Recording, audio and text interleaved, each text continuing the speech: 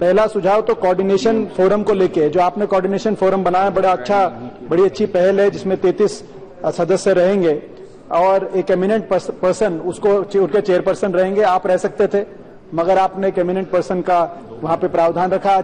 मैं समझता हूं अच्छा सुझाव है। ये पीएमओ से सुझाव है, मैंने सुना कि पिछला जो प्रारूप था, पिछली जो आपकी प्रेडिसेसर मंत्री थी, उस समय ऐसा हमें लगता था कि खबर ज्यादा आती है, काम आपके मंत्रालय में कम हो रहा है। अब लग रहा है कि काम भी हो रहा है, जो जैसे IIIT पास हुआ और आज ये नया बिल आया। इसमें कोऑर्डिनेशन फोरम के लिए क्या अभी तक ये रखा गया, इसका जो मैंडेट की है, जो 20 के 20 IIMs का आपस में जो आपस के इश्यूज हैं उनको लेके कोऑर्डिनेशन। मगर मेरा एक सुझाव है, खुद मैं एक्सपीरियंस मेरा रहा है, क्योंकि मैं काउंसिल ऑफ IITs में 10 साल तक सदस्य था पार्लियामेंट के मेंबर के रूप में। तो इसका जो मैंडेट है उसको बढ़ाया जाए। उदाहरण के तौर पे कोऑर्डिनेशन फोरम में मैं कहते हैं, पहली बात, कुल हमारे देश में हर साल 5,20,000 छात्र MBA की डिप्लोमा लेते, डिग्री लेते, 5,20,000। इसमें से 1% से भी कम इन 20 IIM से। हम लोग इसी पे ज्यादा समय अपना लगाते हैं कि इन IIMs में किस तरह इनको सुधारें, मगर बाकी जो छात्र हैं, अभी ASSOCHAM की रिपोर्ट आई कि जो इन 20 IIMs को हटा दें तो बाकी MBA के जो बिजनेस स्कूल्स है उनमें केवल 7% कैंपस प्लेसमेंट है, केवल 7%। तो इसको, इन IIMs को आगे जो है कुछ इंस्टीट्यूट्स को अपने, जो जैसे IIM अहमदाबाद है, वो कुछ इंस्टीट्यूट्स को ले सकता है, जो उसको एक तरीके से मेंटरिंग कर सकता है, उनको गाइडेंस दे सकता है, और उनकी लेवल को ऊपर लाने के लिए किस तरीके से जो बाकी के हमारे देश में 5,500 बिजनेस स्कूल्स हैं, MBA के जो इंस्टीट्यूट्स हैं, उनका भी स्तर बढ़ाया जाए। दूसरी, मंत्री जी, मैं स्वयं एक इंजीनियर भी हूं और इंजीनियरिंग के बाद मैंने MBA भी किया।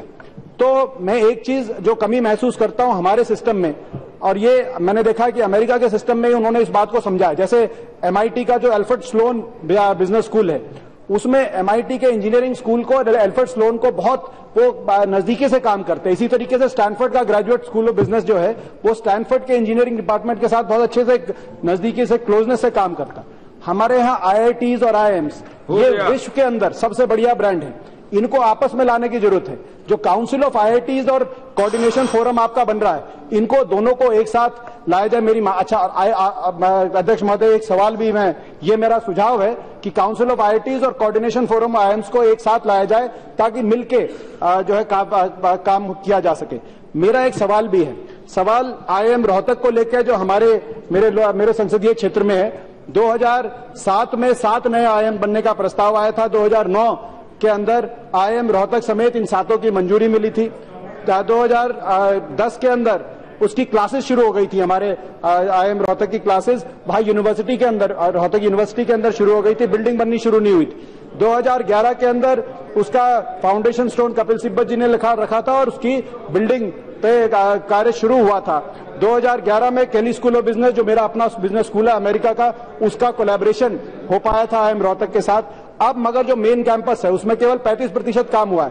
पिछले कई समय से काम बहुत ही धीमे गति पर चल रहा है। और अभी पीछे हरियाणा में हमारे मुख्यमंत्री जी से कुरुक्षेत्र यूनिवर्सिटी में एक छात्र ने सवाल पूछा कि हरियाणा में कोई IIM नहीं है।